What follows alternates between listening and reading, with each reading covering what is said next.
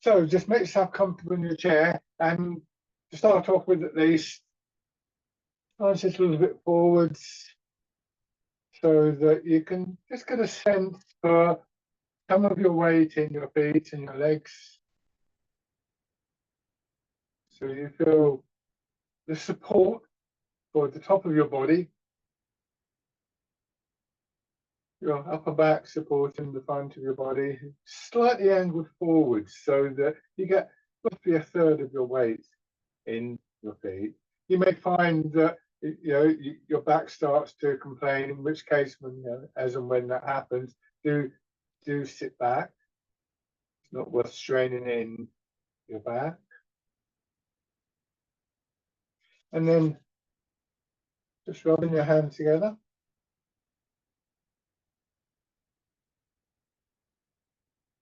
And tapping over your face.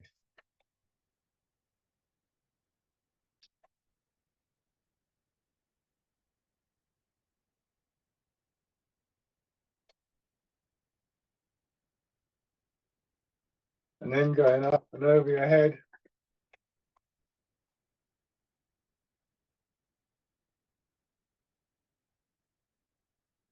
Down to one shoulder and your arm.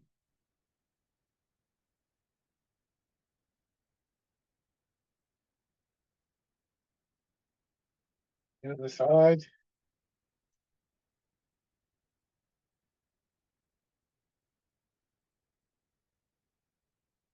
And on to the upper part.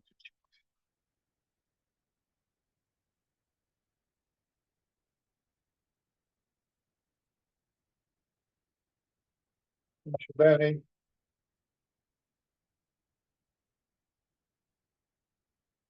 And finally, the legs.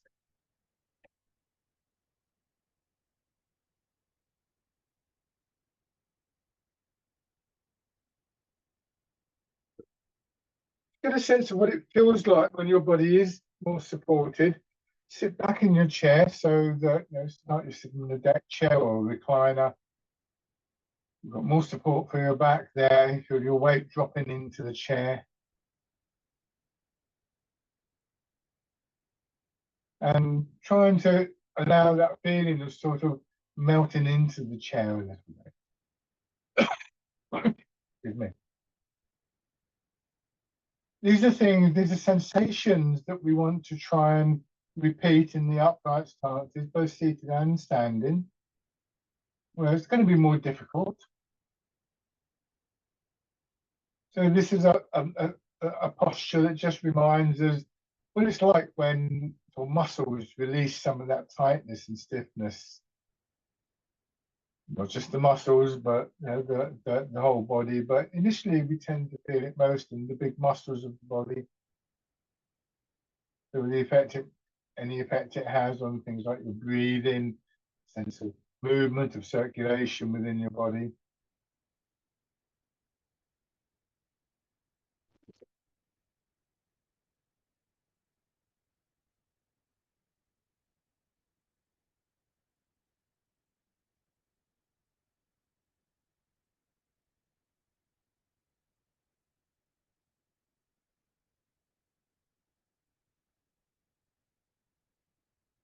And then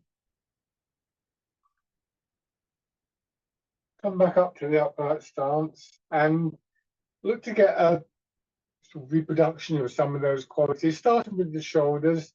And we can try this little exercise of very gently, deliberately tightening up around chest, back, and shoulders, and then letting that tension go, letting the feeling releasing. Try that a couple of times. And the general feeling would be a kind of downward and an inward movement.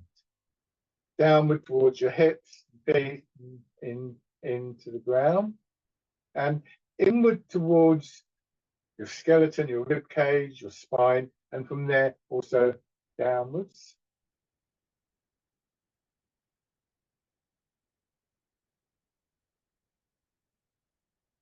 And then the same thing around lower back, hips, belly, thighs, and knees. And so once we become familiar with the feeling, it becomes intentional. And once it becomes intentional, it would develop into a habit. And it's something we want to try and sustain all the way through the movements. In practice, we lose it frequently, but we begin to recognize that. And the intention is to reproduce that feeling. And as we go through the movements, you'll probably find it's more accessible to do that on the contracting stage of each movement to begin with.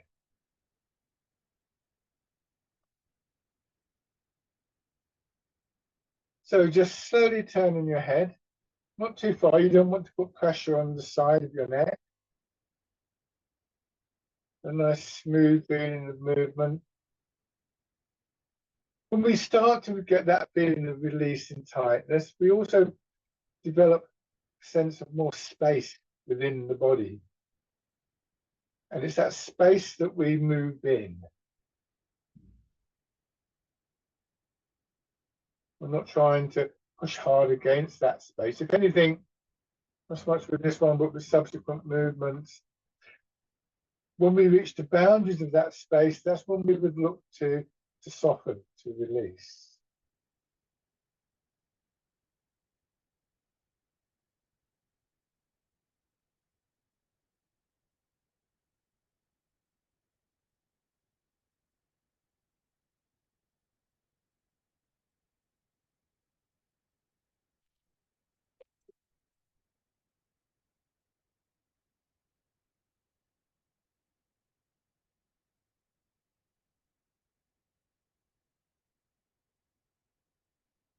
And then hands on your shoulders and circling your elbows around. Chest and upper back, shoulders, the area that you feel the movement in, the sides of your body as well, perhaps.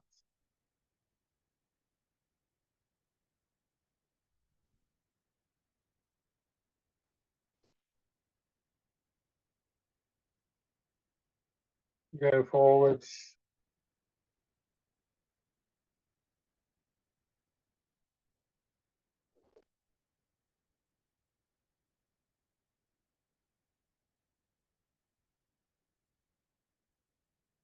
Hands coming down to your sides and rotating your arms.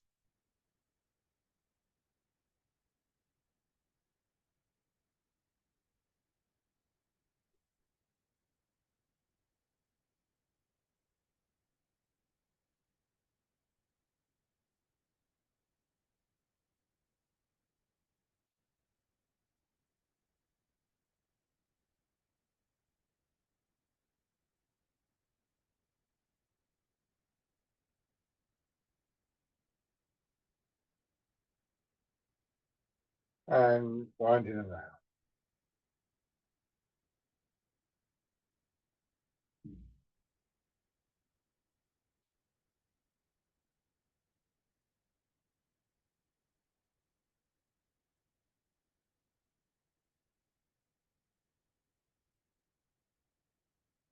Back the other way.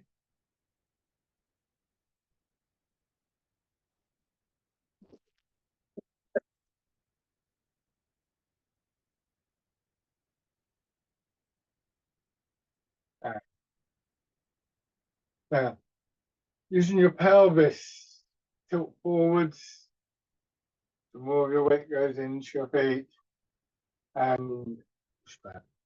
And as you go forwards, it's an opportunity to just see if you can apply the intention to release in areas that may be resisting the movement in your legs, possibly knees, ankles. You want the feeling of your weight dropping down into your feet. The phrase we use is that the legs fill and empty. The same would go for hips and lower back, but it's the legs that would be used, obviously, when we come to the standing movements. And in filling, if you think about filling a glass up with water, the water drops to the bottom of the glass and fills upwards. It doesn't get sort of stuck at the sort of halfway down the glass or something like that. So ideally what we want to get is a sense of, as soon as we start going forward, we feel the weight building in the soles of our feet.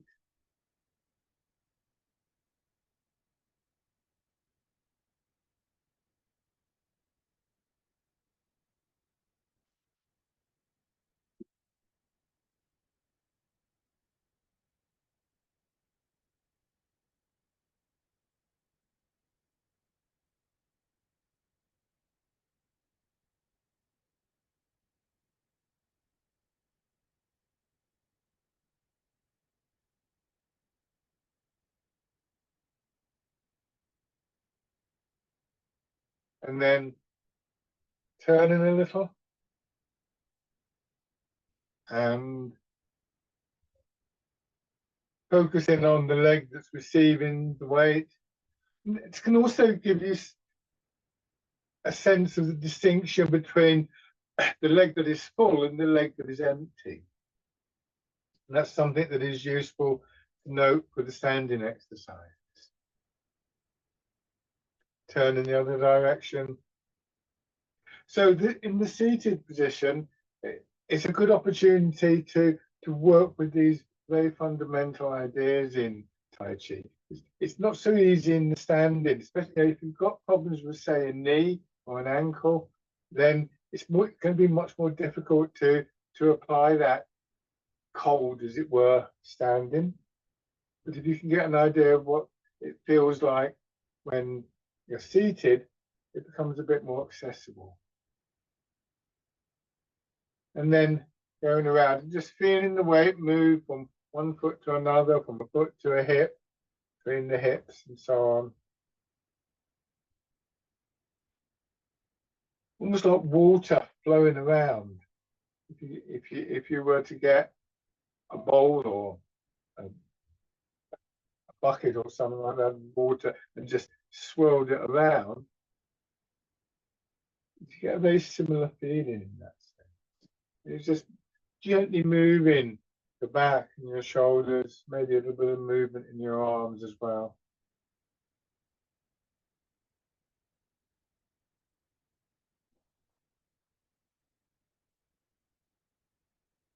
And then back the other way.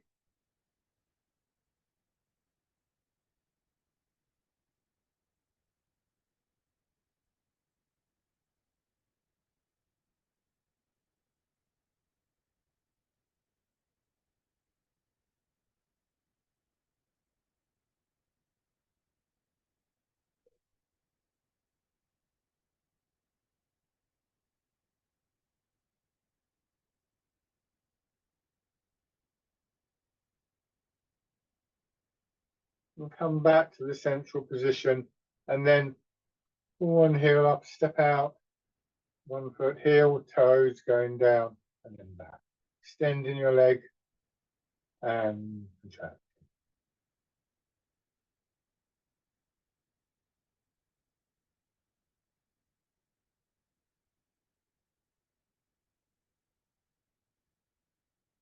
Good. And on the other side.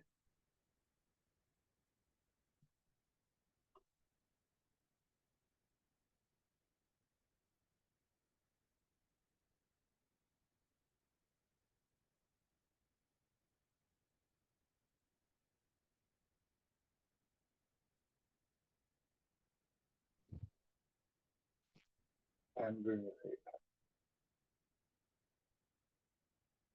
The movements of the Tai Chi exercises all follow a very regular rhythm, and it's a division between an expansive movement and a contracted movement, as we were just doing with our legs. And as we feel, when we tilt forwards like this, we feel a lengthening in the back and then a contraction as we go back.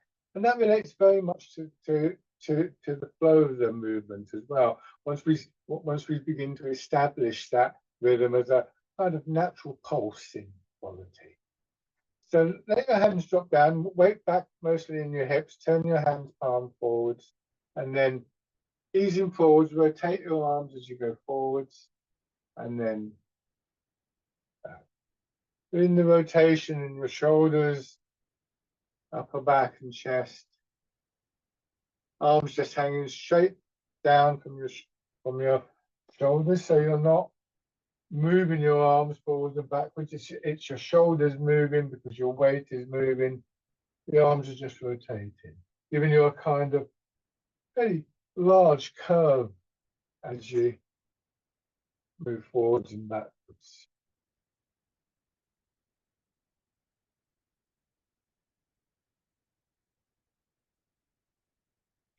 So with this exercise, we begin to appreciate the significance of the weight transfer.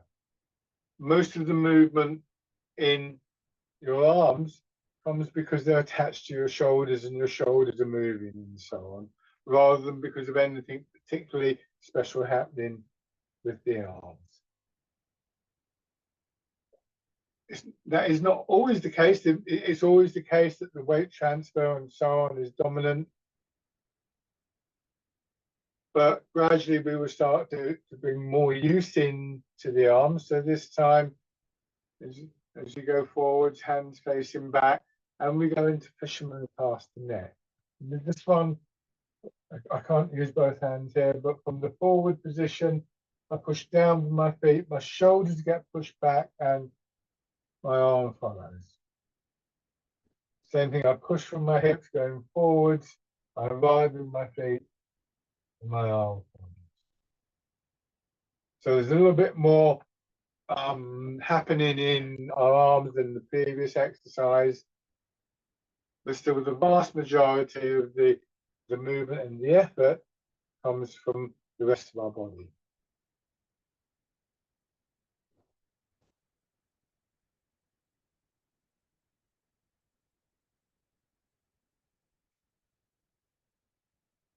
So our arms create a shape, if you like to think of it like that, through which the movement that builds up is expressed. Given a very distinctive quality of movement in our arms and our hands and fingers,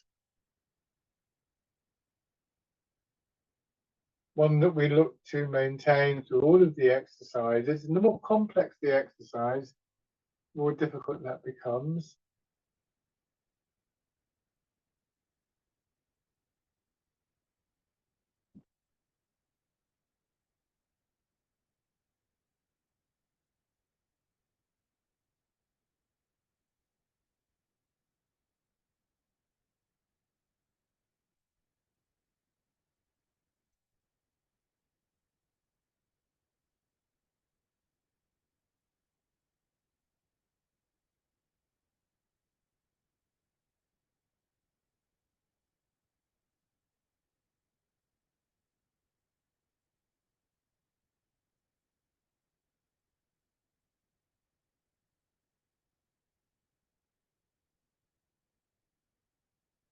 And then from the forward position, essentially maintain the position of your arms relative to your shoulders. Push back and feel how your arms follow the shoulders up. This is rolling the ball. You imagine the ball underneath your arms, you're keeping your hands on the ball, and you're using your legs and the backward movement to roll the ball in towards you, rather than trying to lift your arms.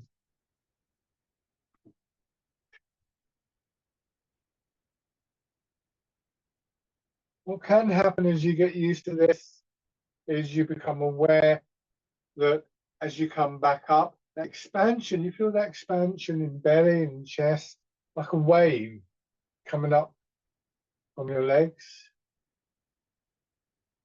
And as we start to feel that, we make a little bit more upward movement in our arms, not straining in the shoulders or the big muscles of our arms.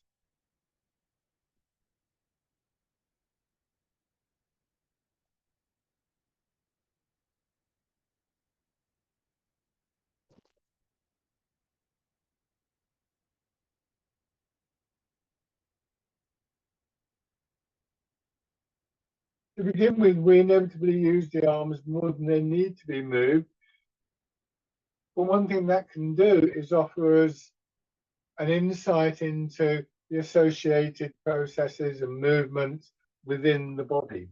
So for instance, from this position, turn your hand palm in, sit back and draw the hands apart and feel what happens in your chest and your ribs when you do this.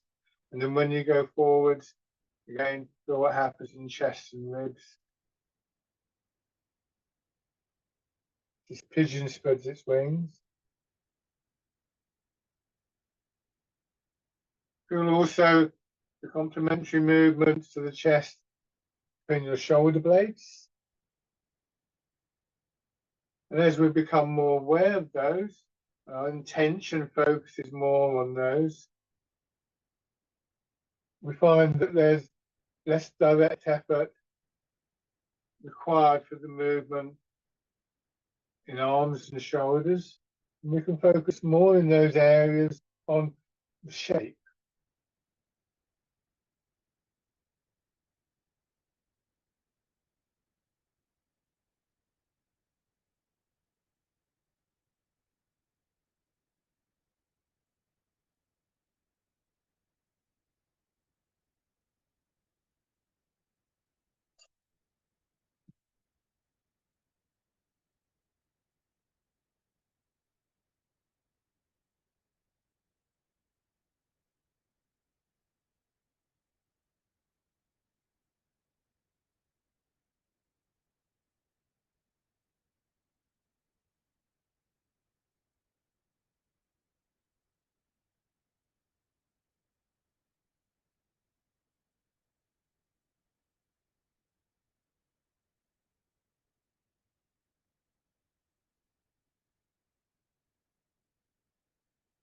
One more time.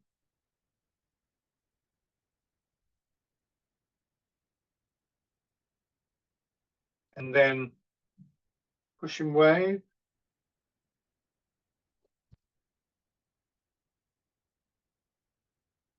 So here, a little bit of movement in chest and back as your elbows go out. You don't want your elbows to go behind your shoulders. But the overall effect is to press forwards. Almost like if you can imagine, if you get a tube of toothpaste, you push in from the sides and the toothpaste comes out top. And there's a similar kind of dynamic going on here. Not straining though in chest and upper back.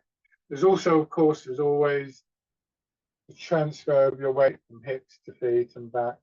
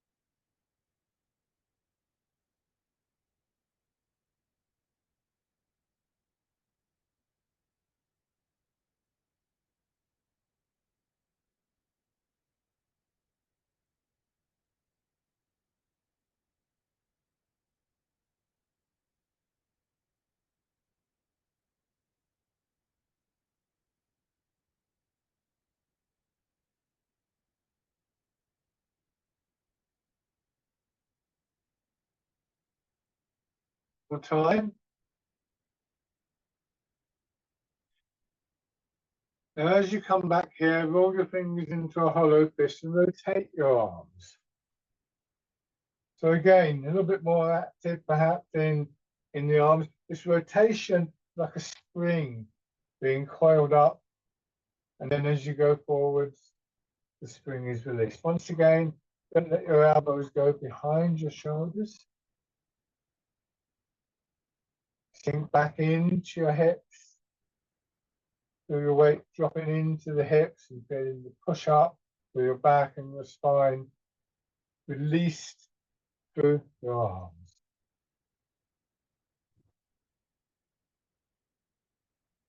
Push, punch with both hands.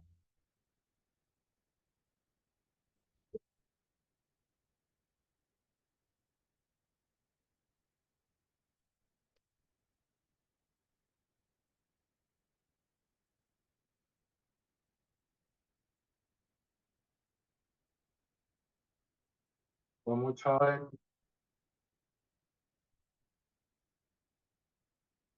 And then open your fingers, sit back. Almost like you're doing the breaststroke, just winding your hands out and then finishing with press forwards again.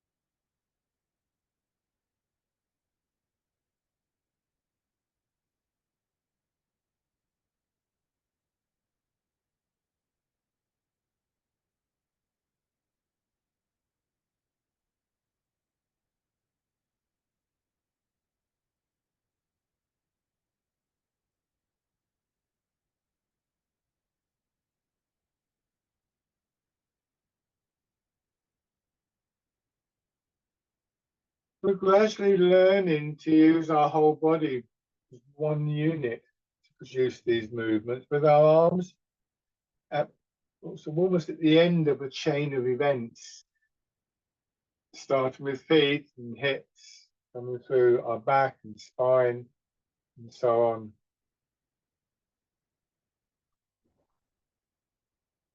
This time, turning your hands palm down and making use of that circular movement that we did at the beginning, turning, tilting your pelvis forwards, letting the arms extend out, and then as you come back, arms drawing in, and then turn in the opposite direction, just polishing the table.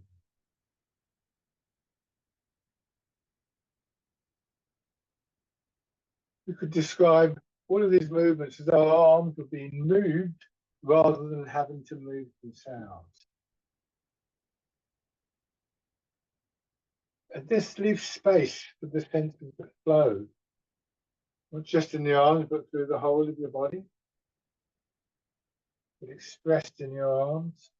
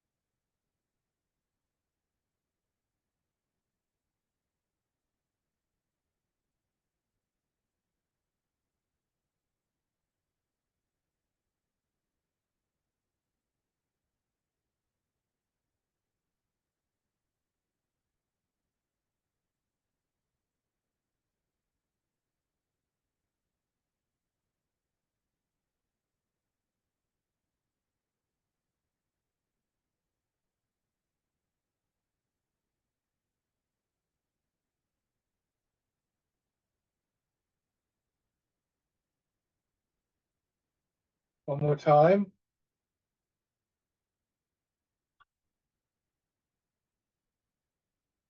Come back and sit. All of those movements so far have involved an alternating movement, filling and emptying between hips and feet, the weight moving between hips and feet, giving us a largely horizontal set of movements. The next set are more vertical, so it's more difficult to feel those connections in the body. But now that you've done that first set, you've got a sense of what's going on, you can begin to apply that. So when we do an upward movement, an expanding movement upwards and outwards, there's a bit of a push from feet and from hips. You can think of it in that way. Alternately, perhaps complementary to that, if you think of the movement forwards and backwards as being like a wave on the beach, moving from your hips to your feet, and then from your feet to your hips, you could think of the waves from your feet and from your hips happening at the same time and meeting in the middle and producing an upward movement. Either way of thinking about this is fine. Bring your hands to position so you're cradling the ball on your lap, and then using your feet and your hips, feeling the expansion in the upper body, pushing your arms up, and then turn your hands over and press down. and pushing up and press down.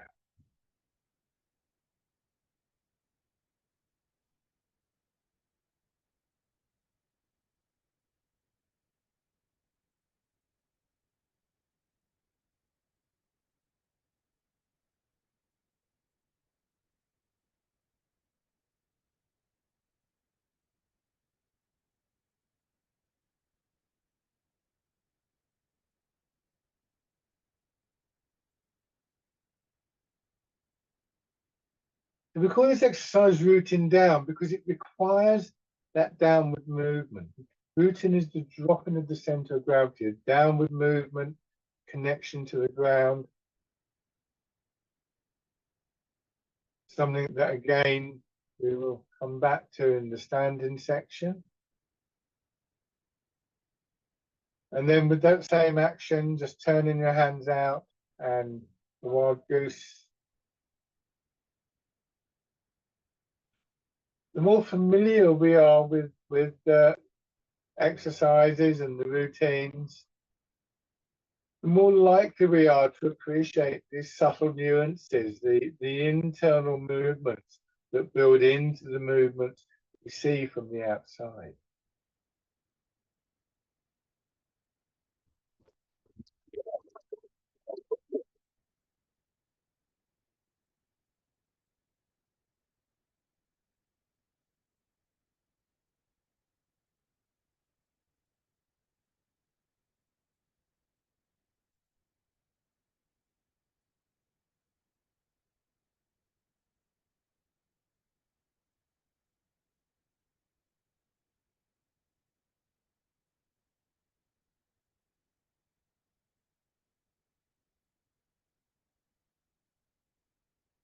And then using forwards a little bit so your hands can pass just a little in front of your knees, sit back and again, expansion up through your body, parting the clouds.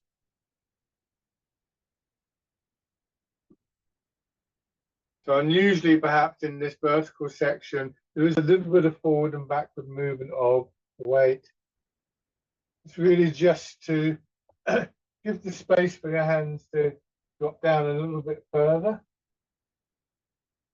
The main energy that moves your arms, again, I can only use one hand, but if you look, I come back to this central position and then I get the push up.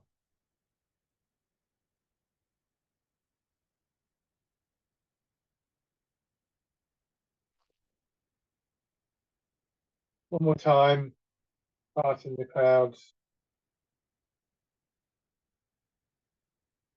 This time, staying in that central position, let your hands drop right down, the weight of your arms, gently pulling on your shoulders, and on one side, pushing up. Dragon plucks the stars from the sky.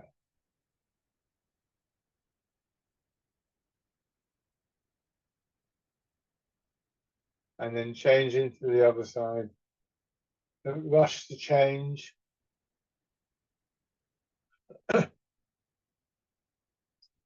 So every time we extend out, there is always a moment really just before the extension when we make that connection inward and downward.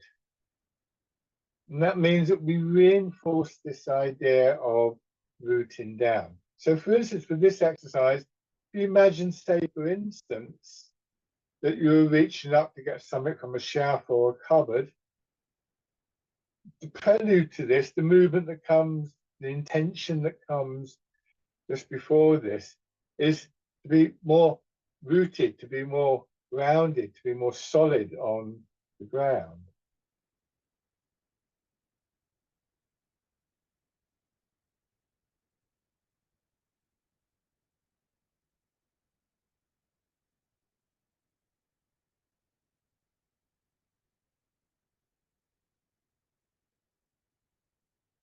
One more time.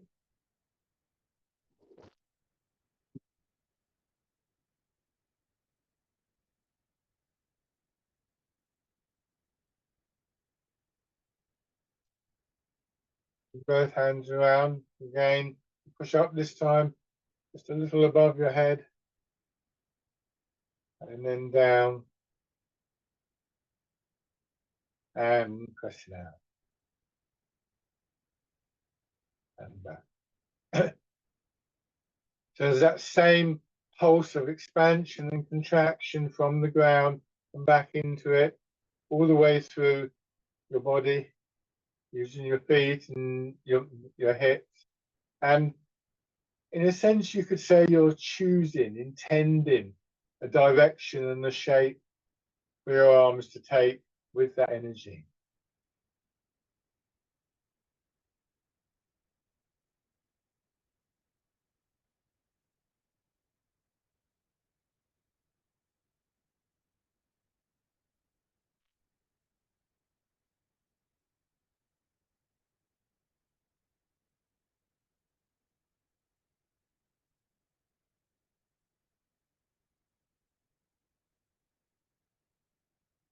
The last time, pushing out. Now extend one leg again.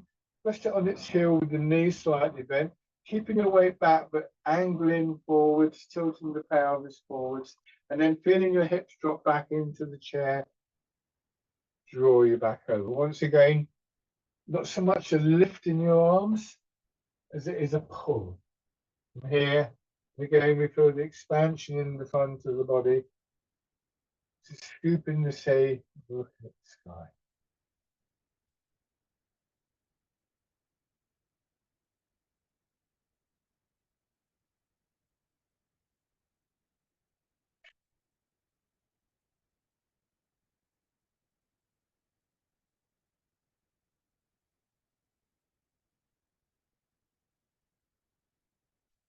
Once again, fist your hands here and almost the reverse of that movement, just grasping the tiger's ears. So the push from your hips, your head is pushed forward, your back lengthens, and that draws your arms over. Don't hold your fingers tight.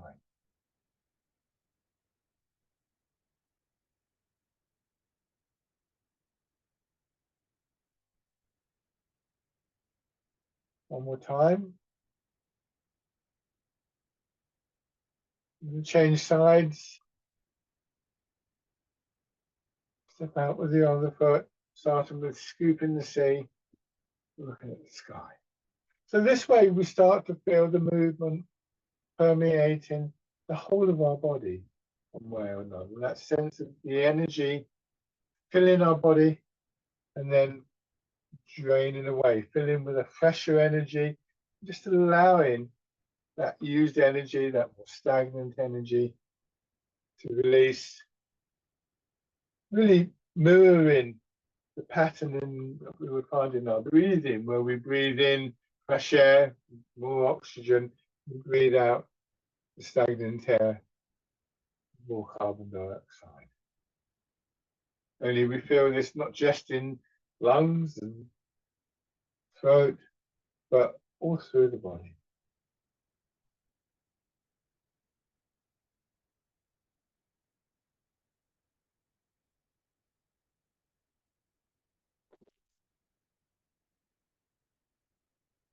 And grasping the tiger's ears.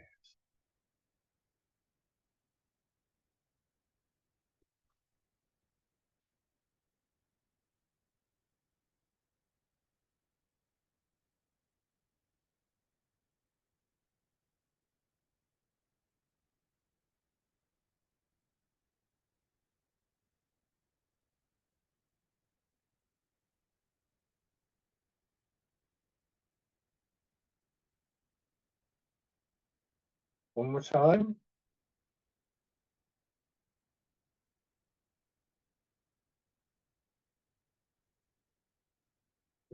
Bring the foot back in. Once again, rubbing your hands together. And try to stand it out, just tapping over your face.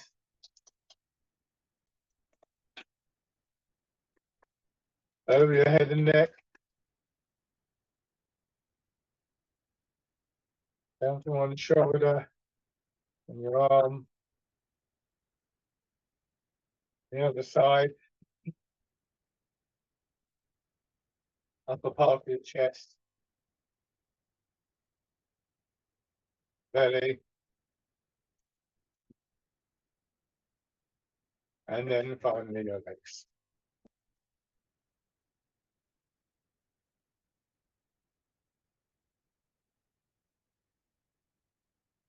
And then pushing your heels up to get the muscles of your legs working again. And circling around, feeling the movement in your hips. And back the other way.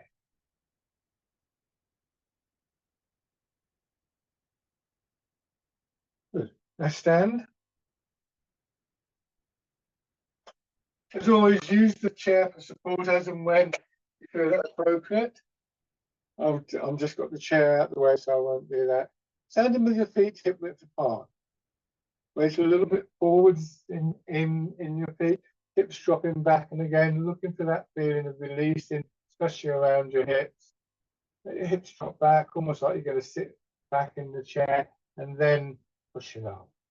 So you may be able to just recognize that feeling of compression and release in your legs.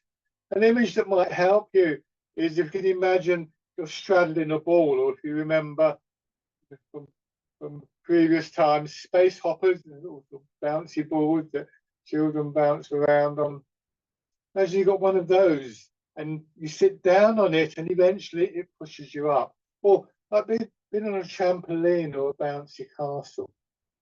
So again, you settle down, bring your hands around and push up. So here we find the standing version of rooting down, and both in the downward movement and in the upward movement, we're renewing that sense of connection to the ground. The dropping of our center of gravity here loads the legs, and then that little bit of a push down as the legs expand, keep us in contact with the ground, keep us rooted and stable as we expand up.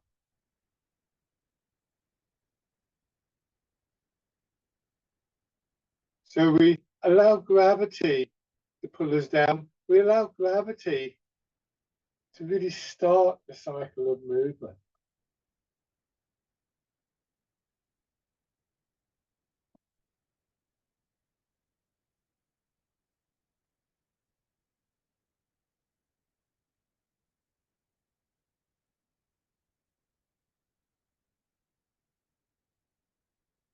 So this is a very, very fundamental process in all of the exercises: yielding, releasing, allowing gravity to pass through our bodies, and in this instance to sort of pull our hips down, and then feeling the response of our body to the expanding move. So this time, let your hands drop down, turn one foot out a little bit, take a step forward, keep the width of your step, don't make the step too long. And with your weight in the middle to begin with, once again, sinking down and pushing up. Again, as though you're straddling that ball or standing on a trampoline, the downward movement initiates the up.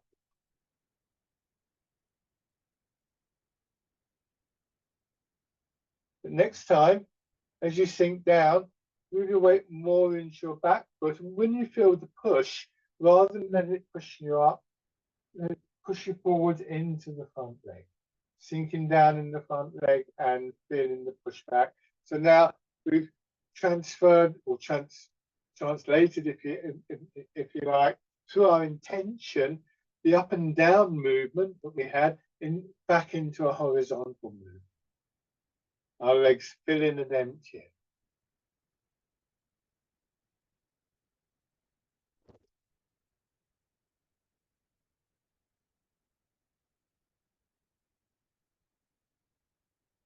So we learn to move, retaining this sense of root, retaining that sense of contact with the ground.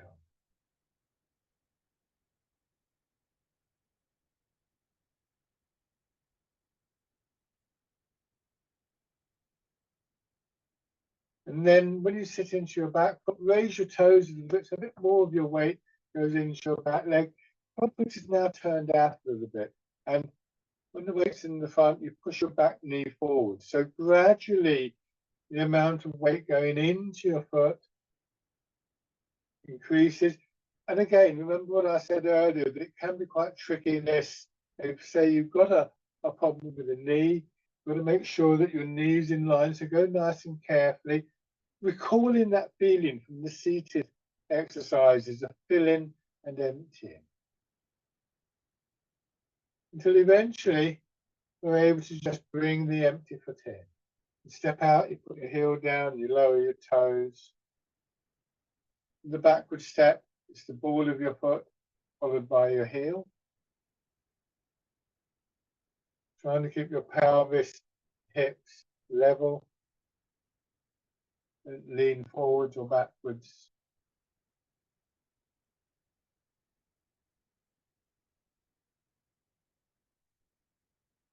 Try that on the other side.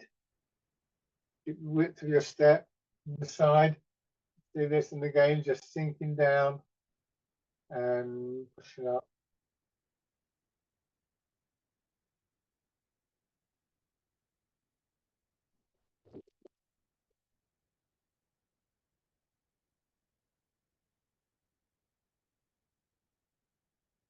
And then from the vertical movement, sinking back into your rear leg and going for the horizontal.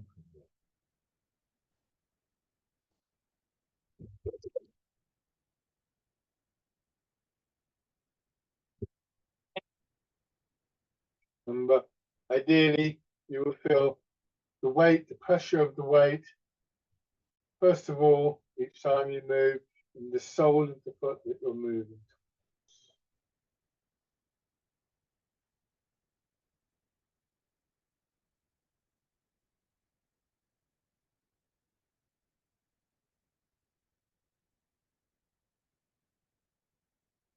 And then next time you go back, just raising your front toes a little bit. When you go forwards, pushing your back knee forwards so your heel comes up. Each of those associated with slight increase in the amount of weight. You want the weight to flow down through your legs.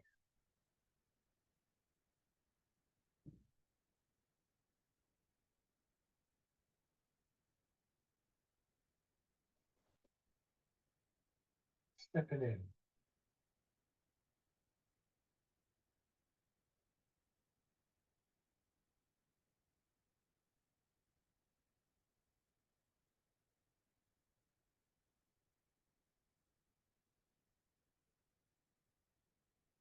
And then, doesn't matter which direction you're going, forwards or backwards, just step through, carefully planting your foot.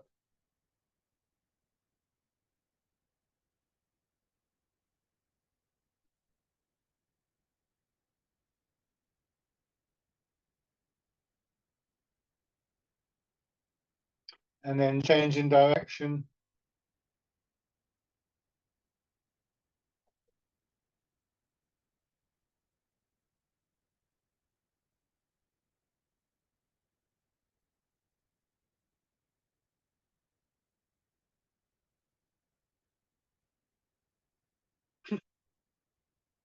Good.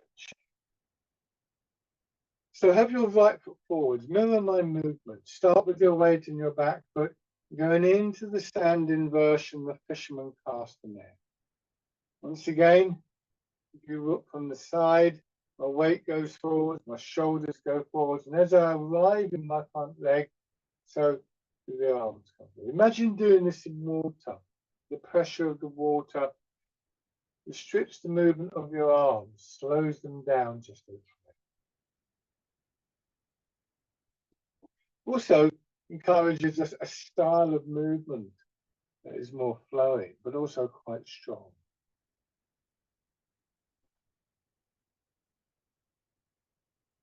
So now, not purely paying attention to what's happening in your legs and your feet with the transfer of your weight, but still aware of that in the back of your mind.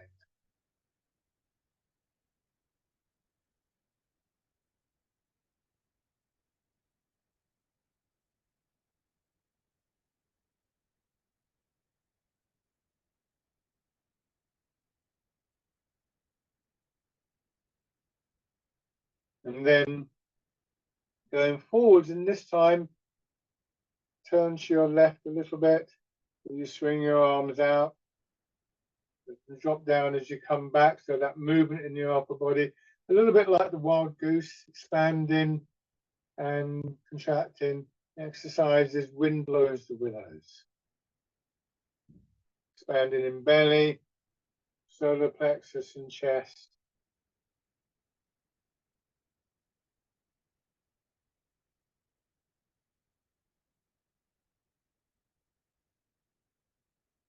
Soften your shoulders and your elbows, the wrists and the joints of your fingers.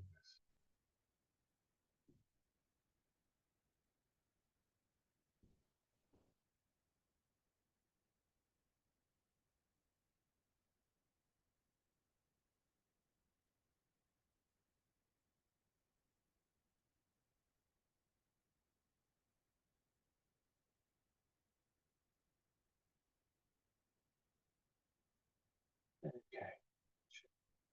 So now try that with your left foot forwards. So turn your right foot out, step forwards, front foot pointing straight forwards at the moment. Fisherman castanet. A wave-like flow from your feet up through your back and expressed through your arms.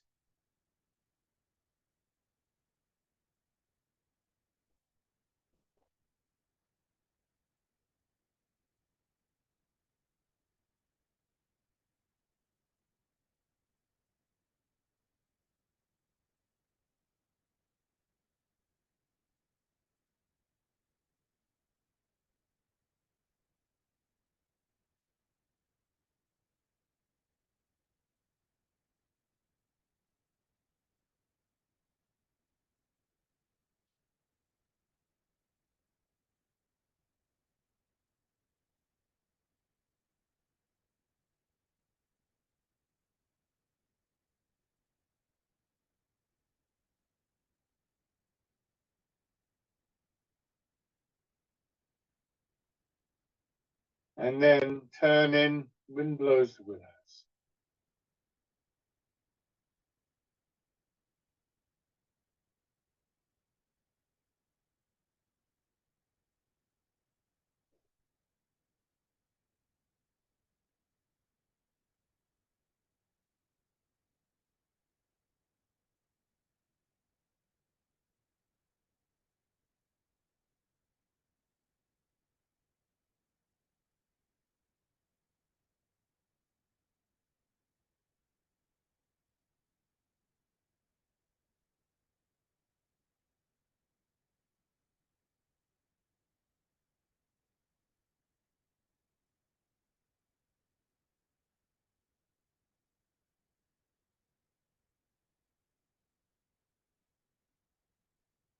Then we combine that with stepping.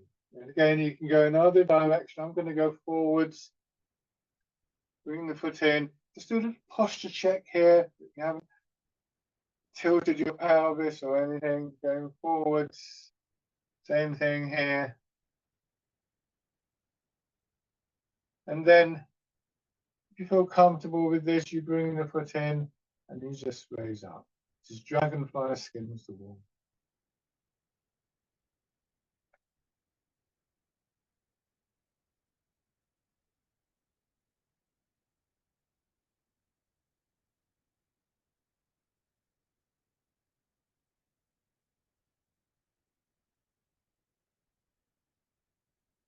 And then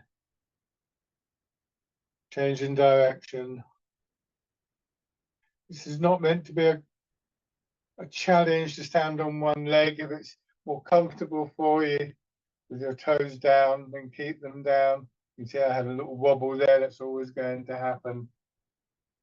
Just letting your weight sink through the supporting leg either way, hips dropping back, soften your shoulders and your arms so you're not becoming top heavy. Keeping the root while you perform this quite difficult exercise. And bring your feet down. Shake it.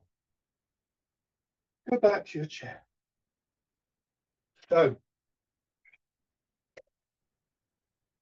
coming back to the real basic ideas, and in particular this feeling of releasing into the ground, into your roots, which is really one of the most important basic building blocks of the entire art.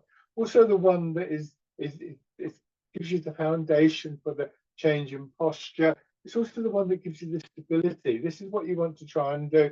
If you're unfortunate enough to have a little stumble or something like that, if you can learn to drop your weight, you have more chance of staying upright. Nothing is guaranteed, of course, but the rooting down is a key element in Tai Chi. So let your hands drop down, and this is Embrace Tiger, Return to Mountain. You push out, and then feel the pull of gravity on your shoulders, your elbows, down through your back, into your hips, bringing your hands around, and in, and then down again.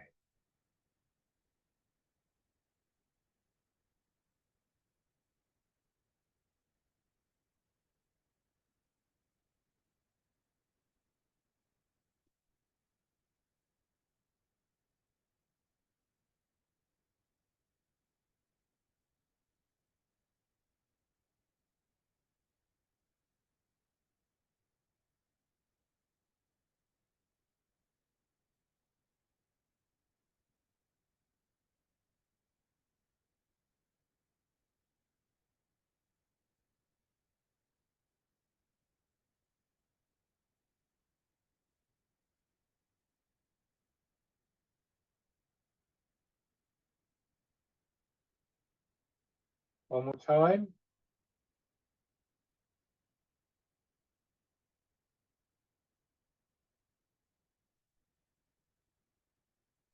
And rest.